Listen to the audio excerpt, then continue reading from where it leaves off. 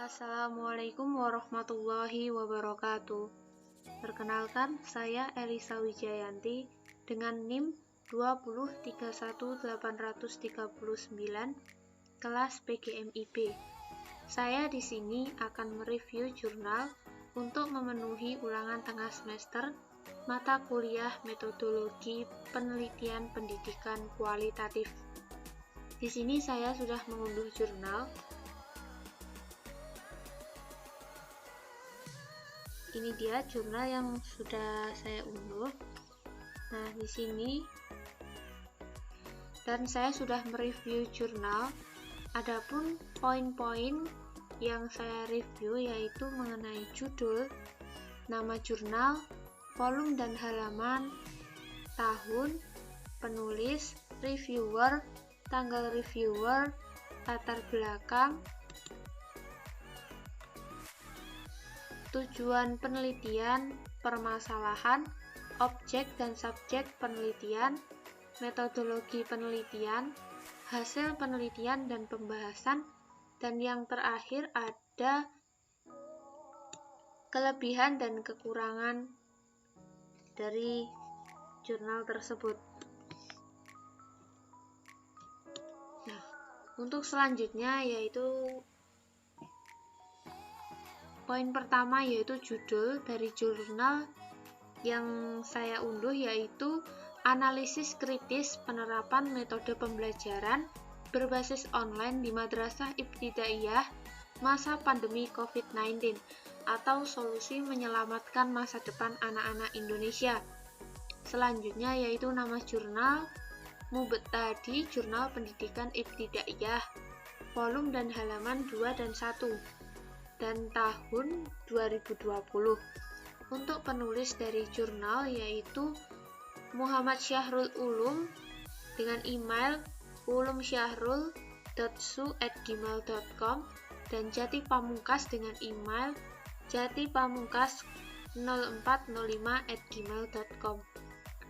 Untuk reviewer yaitu saya sendiri Elisa Wijayanti dengan NIM 2031839.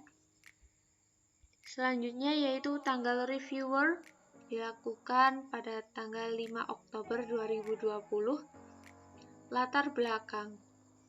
Nah, latar belakang sendiri saya mengambilnya dari abstrak yang sudah saya beri warna kuning.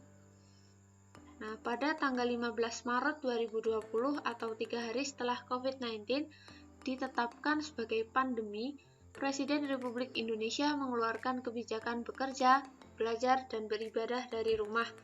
Kebijakan tersebut mempunyai arti bahwa semua kegiatan harus berubah orientasinya, yaitu tidak boleh melalui tatap muka secara langsung. Termasuk di dalamnya adalah kegiatan belajar mengajar di berbagai jenjang pendidikan baik formal maupun informal. Kegiatan belajar mengajar tetap berjalan, akan tetapi harus memanfaatkan media berbasis online dengan maksud untuk menghindari penularan COVID-19 di Indonesia. Selanjutnya yaitu tujuan penelitian. Saya juga mengambil dari abstrak yang sudah saya beri warna hijau. Nah, untuk tujuannya sendiri yaitu mengkaji penerapan model pembelajaran berbasis online di jenjang pendidikan Madrasah Ibtidaiyah dengan analisis kritis data level mikro. Selanjutnya yaitu ada permasalahan. Permasalahan dari jurnal penelitian saya mengambilnya dari pendahuluan. Nah, ini yang sudah saya beri warna biru, yaitu permasalahan yang dihadapi peserta didik di SDMI dalam kegiatan berbasis online merupakan suatu tantangan pada masa pandemi COVID-19. Hal tersebut lebih dikarenakan kapabilitas dalam menggunakan perangkat elektronik berbasis online, walaupun dengan pengawasan ataupun bantuan dari orang tua dalam memperoleh akses pendidikan secara online. Tentunya ini berbeda bila dibandingkan dengan jenjang peserta didik di sekolah menengah atau di perguruan tinggi. Hal tersebut mengacu banyaknya penyalahgunaan gadget oleh anak-anak yang akhirnya menyeret anak-anak pada tindakan kriminalitas ataupun gangguan psikis. Selanjutnya yaitu objek penelitian. Untuk objek, subjek, dan metodologi penelitian saya mengambil dari metode penelitian yang sudah saya beri warna ungu. Objek penelitiannya yaitu metode pembelajaran di masa pandemi COVID-19. Dan subjek penelitian yaitu orang tua siswa dan siswa Madrasah Ibtidaiyah Miftahul Huda Ngerejo Kandet Kediri. Metodologi penelitian. Penelitian ini menggunakan penelitian kualitatif yang mengutamakan kedalaman penghayatan terhadap interaksi antara konsep yang sedang dikaji secara empiris, di mana data dalam penelitian berupa data primer yang didapatkan langsung dari sumbernya dengan mewawancarai sejumlah informan, yaitu orang tua siswa dan siswa yang terkena dampak langsung dari kebijakan penerapan metode pembelajaran berbasis online di masa pandemi sekarang ini. Untuk teknis analisis data yang digunakan dalam penelitian ini adalah teknik deskriptif kualitatif. Dengan kajian teori kritis ditunjang tahap-tahap perkembangan anak terhadap rasionalisasi teknologi sebagai pisau bedah. Untuk poin selanjutnya yaitu hasil penelitian dan pembahasan. Nah, pada jurnal, hasil penelitian dan pembahasan ini didasarkan dengan teori-teori.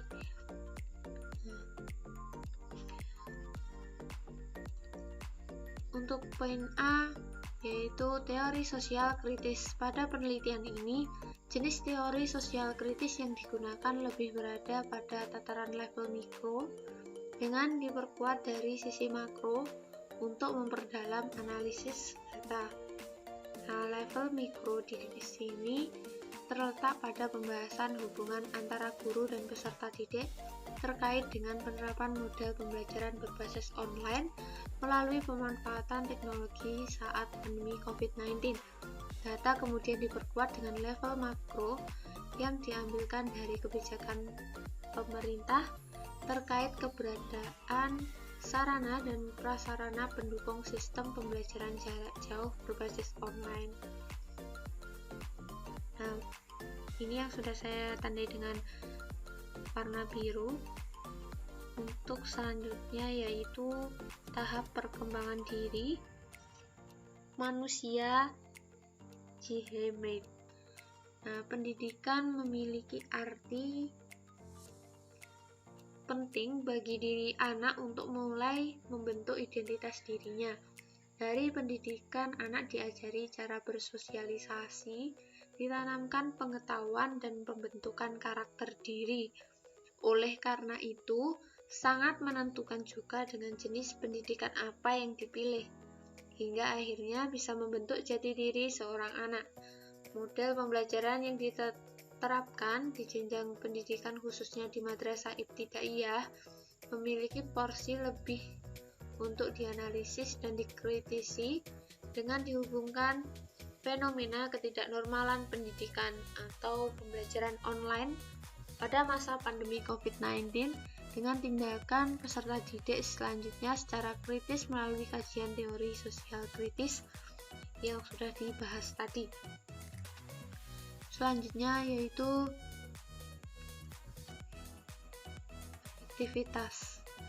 efektivitas pembelajaran berbasis online. Nah, di sini di jurnal itu sudah saya tandai dengan warna biru. Inti dari apa yang dijadikan pembahasan, yaitu pembelajaran berbasis online tidak ideal bagi peserta didik di Madrasah Ibtidaiyah karena tidak ada pengawasan dari guru secara langsung dan terus-menerus seperti halnya di kelas minimnya komunikasi guru dengan murid sangat mempengaruhi perkembangan belajar. Ruh dari pembelajaran berbasis online adalah metode pembelajarannya sendiri. Banyak kasus terjadi di lapangan bahwa pembelajaran online tidak sepenuhnya dijalankan karena faktor penguasaan teknologi oleh tenaga pendidik serta kemampuan ekonomi keluarga peserta didik dalam mengikuti pembelajaran berbasis online. Jadi pembelajaran online sebetulnya sebagai pelengkap dalam belajar dan tidak dapat dijadikan senjata utama dalam meningkatkan perkembangan belajar peserta didik di madrasah ibtidaiyah. Nah, untuk selanjutnya yaitu poin kesiapan informasi dan teknologi. Nah, untuk poin ini di jurnal sudah saya tandai dengan warna biru, yaitu pembelajaran berbasis online yang efektif juga harus menakar tingkat ekonomi keluarga peserta didik. Pembelajaran berbasis online pada saat ini sangat efektif jika menggunakan handphone daripada media elektronik lainnya. Masalahnya adalah ketersediaan dan kemampuan handphone keluarga peserta didik. Apakah memadai? Kemudian masalah kuota atau paket untuk mengaktifkan internet juga harus dikalkulasi dengan tepat, karena kuota tidak gratis atau akses pemerintah untuk menggratiskan internet memang sangat kurang optimal. Itu poin E. Poin E di sini yaitu mengenai beban psikis peserta didik juga sudah saya tandai di jurnal.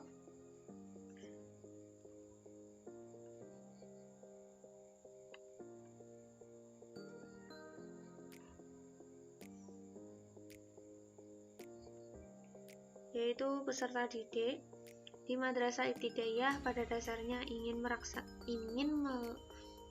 merasakan libur panjang di suasana belajar yang normal. Pada masa pandemi sekarang ini yang hadir adalah fakta sebaliknya. Pembelajaran berbasis online secara waktu yang lama dan kehidupan sosial dengan dunia luar terkunci membuat para peserta didik kehilangan semangat belajar.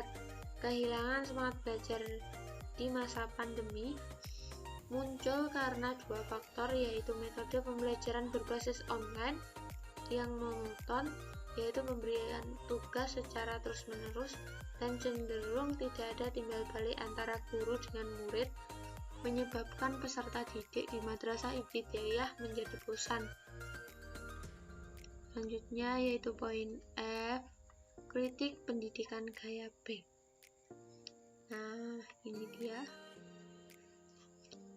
Guru yang menganggap dirinya berpengetahuan kepada peserta didik yang dianggap tidak memiliki pengetahuan apa-apa, realitas tersebut kemudian membawa guru dalam anggapan bahwa peserta didik adalah objek yang berkesadaran, senantiasa pasif, dan menerima apa saja yang diberikan oleh guru. Itu dia dari hasil pembahasan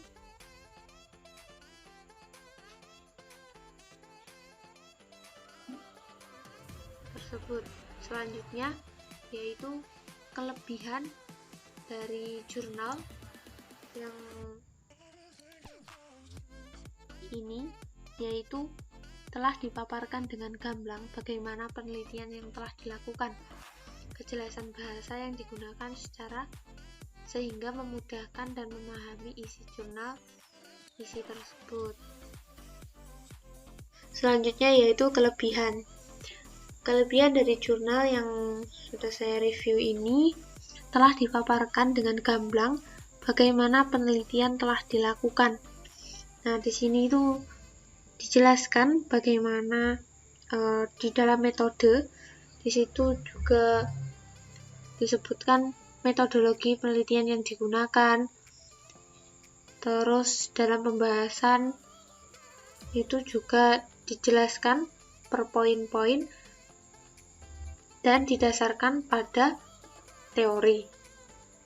Nah, untuk kejelasan bahasa yang digunakan itu sangat mudah dipahami, sehingga kita mengetahui isi jurnal dari hal tersebut.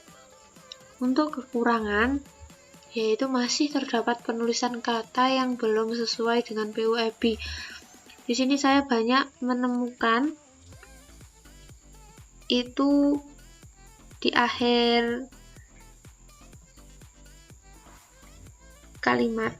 Nah, sebentar.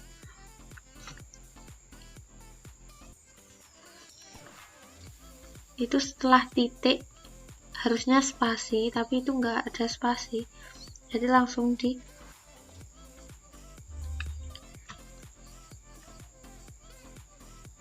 Nah, seperti ini. Kalau ini nah spasi. Harusnya kan ada spasi. Itu nggak ada.